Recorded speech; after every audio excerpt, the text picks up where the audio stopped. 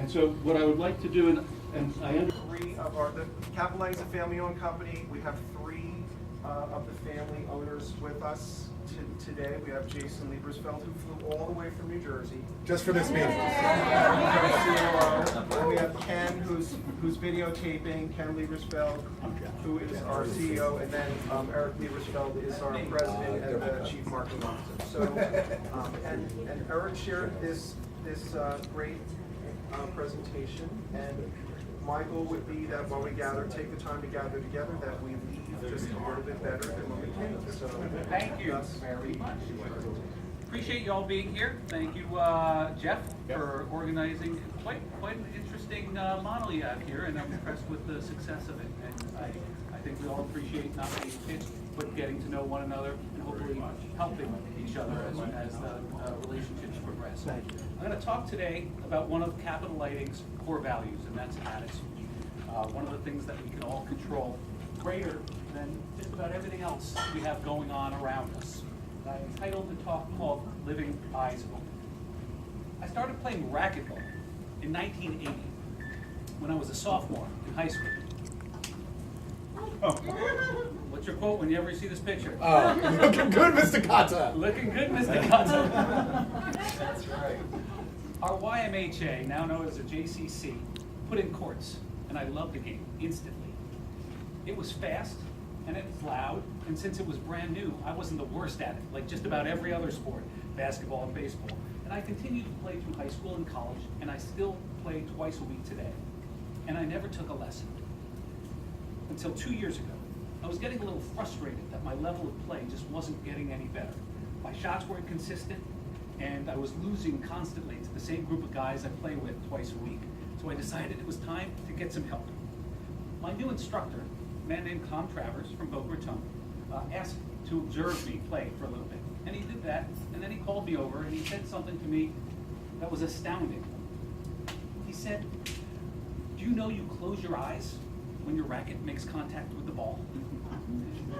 I was incredulous. I closed my eyes at impact. Are you kidding me? And he started hitting with me a few balls, and sure enough, all good on the slow ones. But when we got to a real rally, and I was set to really make contact with the ball, sure enough, blink. Now, it does make a loud crack, and the ball could be going 130 miles an hour, and my brain is going to react in a way to protect my sight, but I'm wearing goggles. So the simplest and most repeated sports coaching mantra, keep your eye on the ball, and I just wasn't doing it. Just that little loss of focus, that tiny fraction of a second, that blink, made all the difference. Now, it took some practice and some brain retraining, but as I became mindful to keep my eyes open, lo and behold, my game began to improve. I didn't become a remarkably different player, but instead of a swing of the racket to keep the ball in play, I was able to make a shot to win a point. And while winning a point isn't always the point, playing using all your faculties is. And that's pretty hard to do with your eyes closed. So you may be asking, what does keeping my eyes open at a critical moment in the game of racquetball have to do with living a more purposeful, meaningful, and fun life? Well, I think quite a lot, actually. Life is made up of a series of points that we play every day, and it starts the moment our alarm goes off and we open our eyes. It's a point in time, and our time to make a decision. We can wake with positivity, determined to make today great, or we can wake with a moan and bemoan how tired we are. How I greet my wife, my kids, my dogs, my attitude when I drive to work, how I open my inbox to see those glorious 200 emails waiting to greet me. Each simple or complex interaction presents me with an opportunity.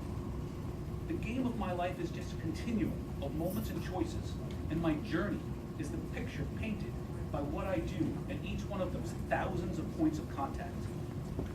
Whether I act with eyes closed, seeing only the obstacles and the dark side, or with eyes open, seeing the opportunities and the possibilities that are all around me.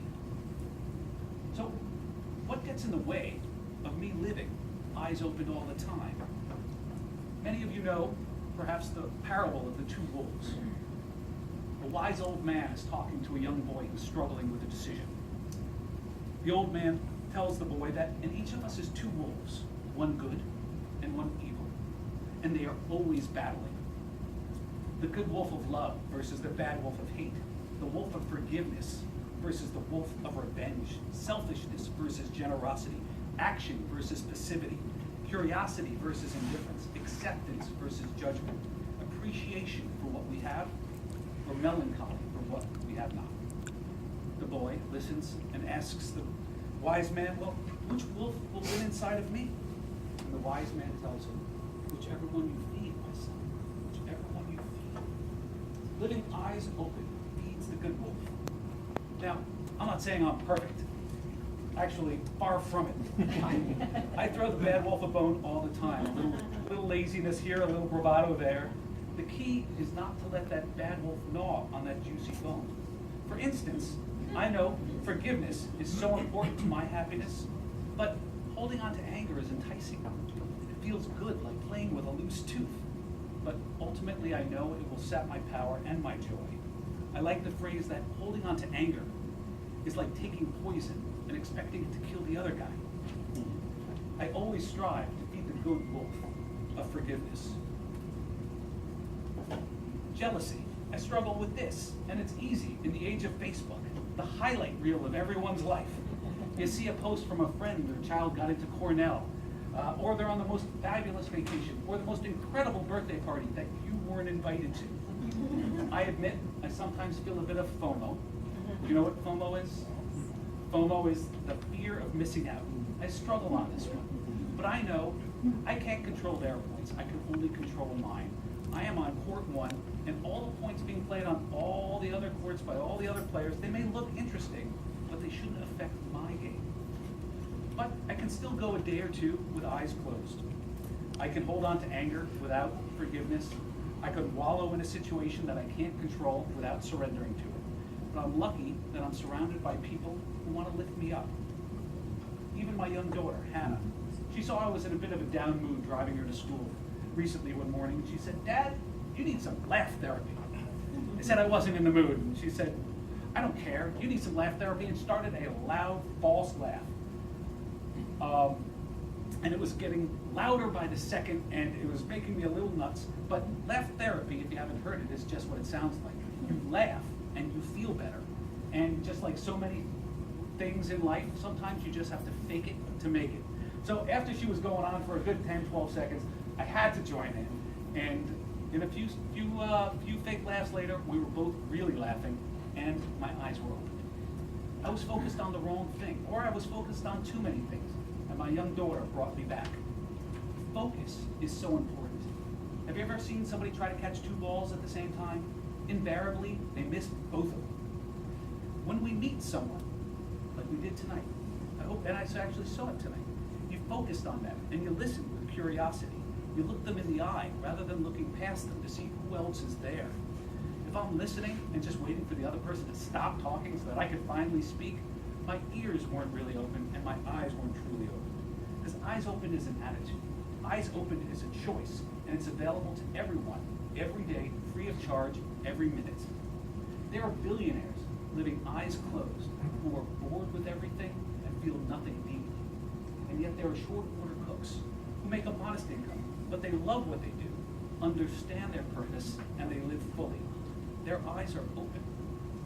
Many people live their lives like they got another one in the bank. I don't believe we do, and the game of life is just way too short to live eyes closed. Like sands through the hourglass. So are the days of our lives. You all remember that one? Is it still on? Might Yes, still be on. I can assure you, my mother will tell you it is very much so. It's still on. It is very much on. Time is a funny thing. I remember when I was 8 years old, and the power of time hit me hard. It was the day before summer camp, and my brother, Ken, and I were riding our bikes over to my grandparents' house to say goodbye before we left. As we were riding, I was thoughtful, and I said, "Ken, right now we're riding over to Grandma's house, but pretty soon we're going to be at camp." "Yep," you said. And I said, "And pretty soon we're going to be back from camp, riding our bikes over to Grandma's house to say, 'Hey, we're back.'" And you said, "Yes, that's true." And I started continuing this thinking, and I said, "Then pretty soon we'll start school, and then school will be over, and we'll be riding our bikes to Grandma's house to say goodbye before we leave to camp next summer. And as this progression was coalescing in my head, I had an epiphany that caused me to slam on my foot brakes, skid to a halt, and say with alarm in my voice, "Ken, pretty soon we're gonna be dead." Blink and you're dead. That's how it seems sometimes. And I don't find this a depressing or frightful thought. I find it to be a clarion call to not waste time being negative. Shakespeare said, to be or not to be, that is the question. For me, it's to be happy or not to be happy. That is the question. And whoever dies happiest wins. So for this little ephemeral journey of ours, for as much as I can, I choose to live eyes open. There are impacts all around us. They just need to be looked at so you can hit them square without fear. Fear is just another wolf wanting to be fed. Fear can be so powerful and debilitating that one can feel a false sense of security by closing their eyes and just pulling up the covers. Of course, this does nothing but make the uncertainty and anxiety greater. Open your eyes and you'll see that huge dark figure that's coming to get you is only your fear casting a frightful shadow on a small obstacle you can easily handle once you remove the backdrop of your closed eyes. I don't believe in fate. I don't believe in the master plan. But I do believe that we have tremendous influence over our own destiny. Expect good things to happen or expect bad things to happen. You'll always be right.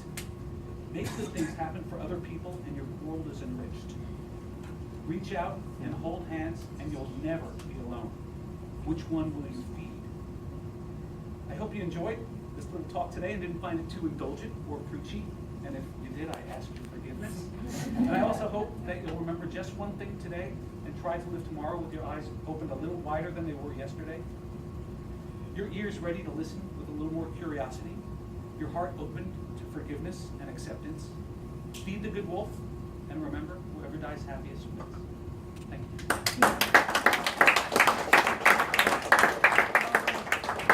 Thank you, Eric. Thank you. Well, the rest of the agenda is... Joe, hang on.